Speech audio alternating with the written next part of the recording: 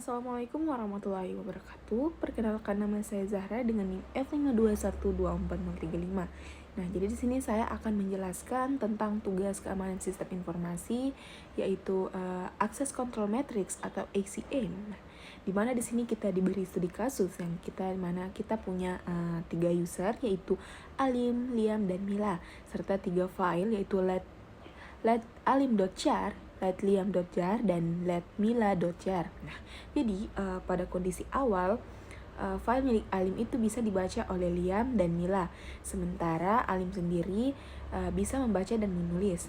Terus di sini ada file milik Liam itu bisa dibaca dan ditulis oleh Mila, dan Alim hanya bisa membaca. Sedangkan file milik Mila hanya bisa dibaca dan ditulis oleh Mila sendiri, sementara Alim dan Liam tidak punya akses sama sekali. Terus cara kerja ACM sendiri, Access Control Matrix itu bekerja dengan cara menentukan hak akses setiap user untuk setiap file atau sumber daya.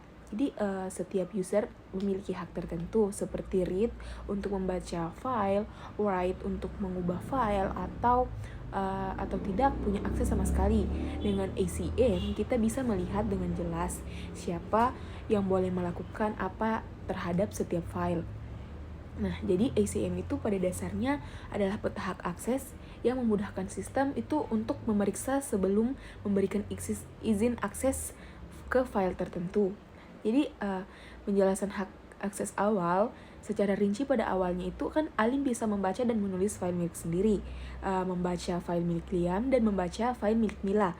Sedangkan Liam bisa membaca file milik Alim dan membaca serta menulis file miliknya sendiri. Sedangkan file Mila bisa membaca file milik Alim, membaca dan menulis file milik Liam, dan membaca serta menulis file milik sendiri. Jadi di sini terjadilah perubahan akses. Nah, selanjutnya terjadi beberapa perubahan.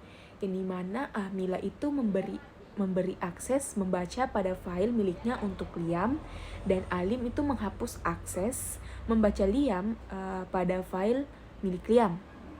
Jadi Alim itu menghapus akses membaca Liam pada file milik Liam. Nah, perubahan ini menunjukkan bahwa ACM bersifat fleksibel karena hak akses bisa ditambah atau dikurangi sesuai kebutuhan tanpa memengaruhi hak user lain secara keseluruhan.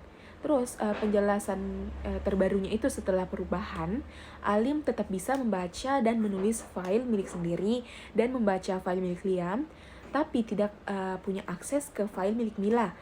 Terus Liam itu sekarang bisa membaca file milik Alim dan membaca file milik Mila, tapi kehilangan akses ke file miliknya sendiri.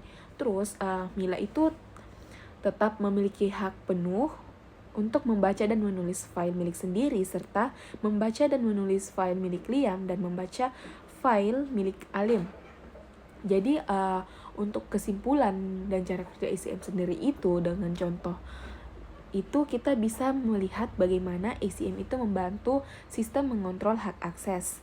Cara kerja sederhana yaitu setiap kali user ingin mengakses file, sistem memeriksa ACM. Jadi jika hak akses sesuai, akses diberikan. Jika tidak, akses ditolak. Nah, ini memastikan file dan data tetap aman karena hak user yang berhak yang bisa membaca atau menulis file tertentu. Sekian penjelasan dari saya tentang tugas Access Control Matrix dan cara kerjanya. Mohon maaf jika ada kesalahan kata. Wassalamualaikum warahmatullahi wabarakatuh.